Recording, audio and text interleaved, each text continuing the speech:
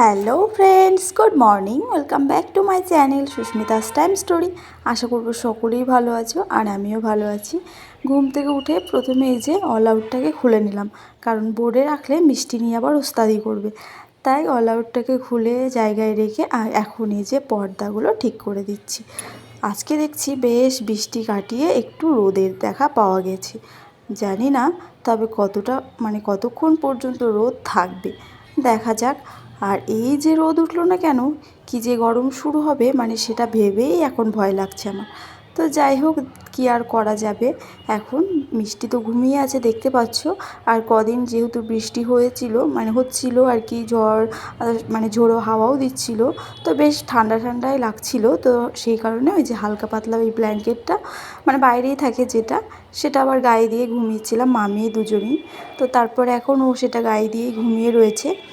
আর আমি এখন ওই সাইডে ঘুমিয়ে রয়েছে, আর এই দিকটা আমি যতটা হয় বিছানাটা পরিষ্কার করে নিচ্ছি।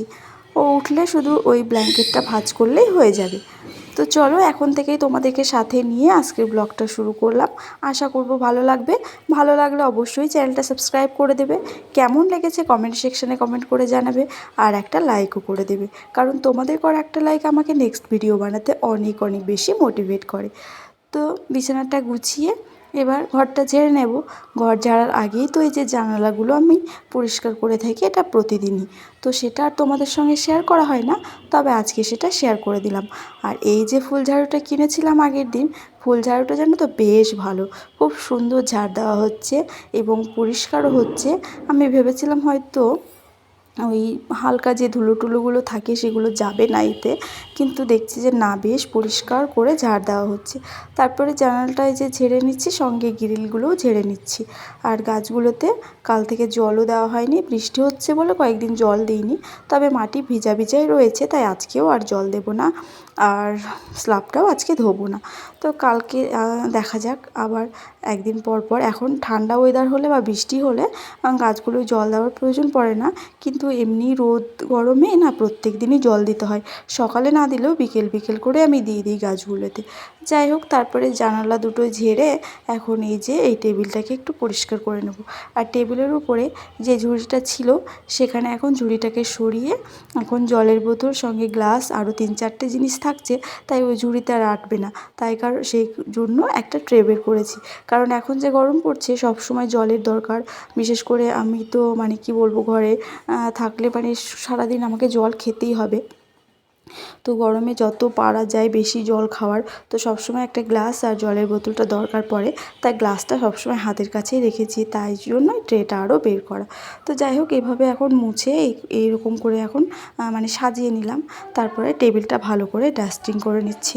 আর এই টেবিলটা যেহেতু হাতের কাছেই থাকে, তাই এখানে সমস্ত টুকিটাকি জিনিসগুলো রাখা হয়। আবার যখন সেলাইয়ের কাজগুলো করি তখন সরিয়ে সেলাইয়ের কাজটা করে আবার রেখে দিই, কারণ সেলাইটা তো আর প্রফেশনাল হয়নি আমার। ওই টুকিটাকি বাড়ির কাজকর্মগুলো করি, আর 2-1টা পাড়ার যদি কেউ দিয়ে যায় তবে সেগুলোই সেলাই করি। তবে সেটা তো আর রেগুলার হয় না, তাই সেই কারণে রেগুলার আমার মেশিনটা দরকারও পড়ে না। তাই মেশিনটা ওই যে জিনিস রাখার কাজেই ব্যবহার হচ্ছে এখন, যতদিন না একটা সাইড টেবিল কিনতে পারছি। তারপরে এখন চলে এসেছি এই যে আলনাটা পরিষ্কার করে নেব। আলনার জামা কাপড়গুলো সুন্দরভাবে ভাঁজ করে গুছিয়ে নিলাম। তারপরে ওই আয়নার সামনের জায়গাটা, এটা প্রত্যেক দিন আমি ঝেড়ে নিই। আর ওইখানে একটা ম্যাট পেতে তারপরে ওই তোমার ধূপকাঠির যে দানিটা হয় সেটা বের করেছি। সেটা খাটের কোন কর্নারে যে রাখা ছিল খুঁজেই পাচ্ছিলাম না। তবে আজকে মনে পড়লো যে একটা হটপট আমার কেনা ছিল। কেনা বলতে প্রায় 3 থেকে 4 বছর আগে যখন আমরা এক্সপ্রেস বাজারে শপিং করতে গেছিলাম, তখন ওই হটপটটা না ওই তোমার শপিং করার সাথে ফ্রি পেয়েছিলাম গিফট।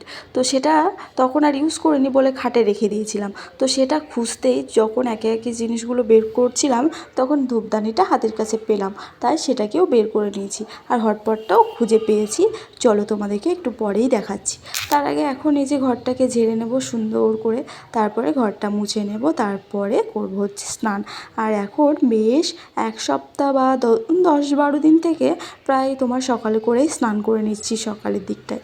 আর এখন কি বলো তো, যা মানে গরমের সময় প্রায় 3 থেকে 3 বার তো হবেই, 3 বার না হলে 2 বার তো মাস্ট।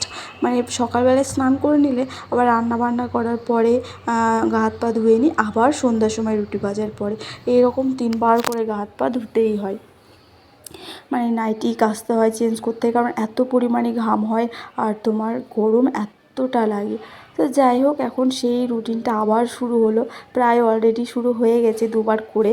তো বেশ কদিন ঠান্ডা ঠান্ডা ছিল, বেশ ভালোই লাগছিল। যাই হোক, তোমাদের সঙ্গে গল্প করতে করতে ঘরের কাজগুলো কিন্তু আমি সুন্দরভাবে গুছিয়ে কিন্তু করে নিলাম। সেটা তোমরা দেখতেই পেলে, তোমাদের সঙ্গে কম বেশি সবটাই শেয়ার করলাম, সকালে যে কাজকর্মগুলো থাকে। তো সত্যি কথা বলতে সংসারটাকে এতটাই ভালোবেসে ফেলেছি যে হাজার কষ্ট হলেও কিন্তু সংসারের কাজগুলোকে সুন্দরভাবে গুছিয়ে পরিপাটি করে মানে করার চেষ্টা করি। আর কি বলবো, আমার এই ছোট্ট ঘর, একটা ঘরের মধ্যে সব কিছু তোমরা তো দেখতেই পাও। তাই সব সময় চেষ্টা করি, যতই কষ্ট হোক না কেন, সব সময় জায়গার জিনিস জায়গায় রাখতে এবং সুন্দরভাবে গুছিয়ে ঘরটাকে রাখার। একটু এলোমেলো হলে আমার কিন্তু একদম সেটা ভালো লাগে না। তাই আমার কতটা কষ্ট হলো সেটা কিন্তু আমি দেখি না। আমার আগে হচ্ছে মানে এই ঘরটাকে আমি সবসময় সুন্দরভাবে গোছানো দেখতে চাই। আর এই গরমে বুঝতেই পারছো কত কষ্ট করে কাজগুলো করতে হয়, তবুও আমি সুন্দরভাবে করার চেষ্টা করি। তো তারপরে কিন্তু আমার এখন দেখো সমস্ত কাজ কমপ্লিট হয়ে গেছে। মানে সকালে ব্রেকফাস্ট রেডি হয়ে গেছে, তারপরেই চাটা খেলাম। তো চা খাওয়ার পরে এখন হচ্ছে ব্রেকফাস্ট করব। আর সকালে আজকে ব্রেকফাস্টে করেছি এই যে তোমার রুটি আর আলু পটলের একটা চচ্চড়ি টাইপের। তো এই তরকারিটা দিয়ে রুটি খেতে বেশ ভালো লাগে। আর কালকে রাত্রে একটু ভাত করেছিলাম আমার আর মানে কি বলবো, আমাদের মামির জন্য। তো মানে ভাত আর খেতে পারি না, রাত্রে একটু না একটু থেকেই যায়। তো সেই ভাত একটু রয়েছে, তো সেটাই জল দিয়ে রেখেছি। খুব একটা বেশি নেই, তবে নষ্ট করা যাবে না। আর ভাত নষ্ট করতে আমার বিশেষ করে ভীষণ মায়া লাগে, তাই আমি বাসি ভাত হলেও আমি খেয়ে নিই একটু তরকারি দিয়ে। তো তারপরে ব্রেকফাস্ট কমপ্লিট করে এখন চলে এসেছি সোজা রান্নাঘরে। আর ওই যে হটপটটা দেখলে রুটি রাখা ছিল, সেই হটপটটাই আমি বের করেছি। তো হটপটটা কেমন লাগছে আমাকে জানিও। তো তারপরে এখন দেখো ভাত বসিয়ে দিয়েছি এদিকে, আর এদিকে চিকেনটা ম্যারিনেট করে নিয়েছি, আর আমি চাটনি করব সেটাও কেটে নিয়েছি। এখন ভাতটাও ফুটে গেছে, এখন চিকেনটা করব, সেই কারণে এই যে আলুটাকে ভেজে নিচ্ছি।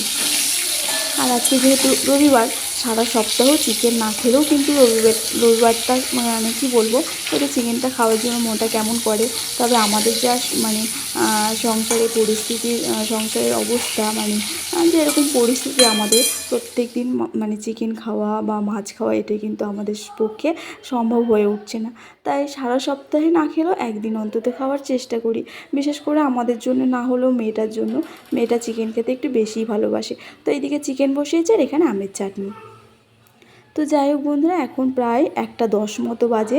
এখন মিষ্টিকে স্নান করিয়ে এই যে ওকে রেডি করিয়েছি, আর ওইদিকে রান্নাঘরের কাজগুলো কমপ্লিট হয়ে গেছে। আর আজকে মিষ্টিকে স্নান করাতে একটু দেরি হয়ে গেছে, যেখানে 12টায় স্নান করায় সেখানে 12:30 পৌনে 1টা বেজে গেছে।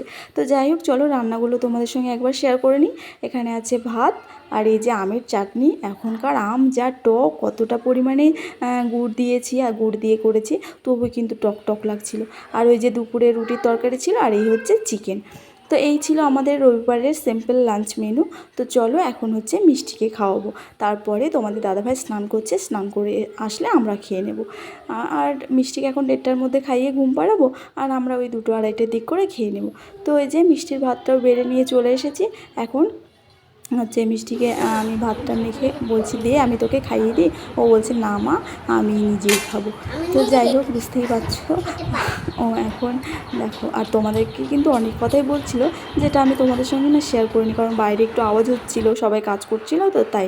তো সেই কারণে একটু কেমন লাগছিলো, তাই আমি ভয়েসটা মিউট করে আমি নিজেই ভয়েস ওভারটা দিলাম। তো যাই হোক বন্ধুরা, আজকের ভিডিওটা তোমাদের সব মিলিয়ে কেমন লাগলো অবশ্যই কমেন্ট করে জানিও। ভালো লাগলে চ্যানেলটি সাবস্ক্রাইব করে দিও, আর অবশ্যই একটা লাইক করে যেও যাওয়ার আগে ভিডিও ছেড়ে। তো দেখা হচ্ছে নেক্সট ব্লগে। সবাই ভালো থাকবে, সুস্থ থাকবে, অবশ্যই আমার পাশে থাকবে এবং নিজেও ভালো থাকবে। টাটা।